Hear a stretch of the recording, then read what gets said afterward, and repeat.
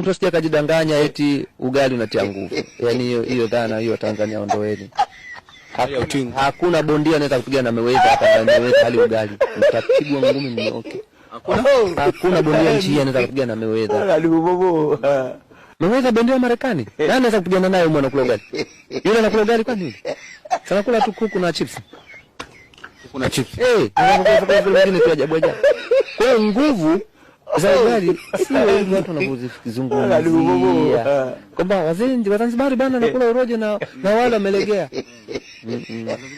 Sasa sisi tunakula timu ya taifa tunakula ugali pia huko. Mbona mnafunga na watu kutoka Morocco na ugali hawali na mtu tunatepeta huko. Tunadondoka tu pia uwanjani. Sasa sio hivyo unavyofikiria, hivi vitu vingine ndio tofauti. Wanacheza nje. Sio kucheza nje bro.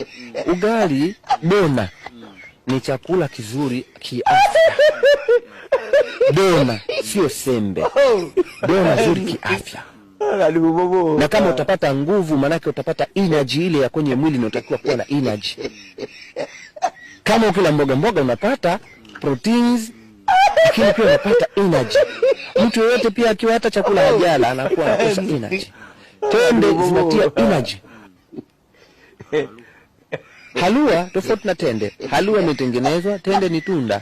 Ni chakula lakini ni tunda ambayo sukari yake haiingizwi. Tende sukari yake haiingizwi, original yake kama ilivyo mapapai.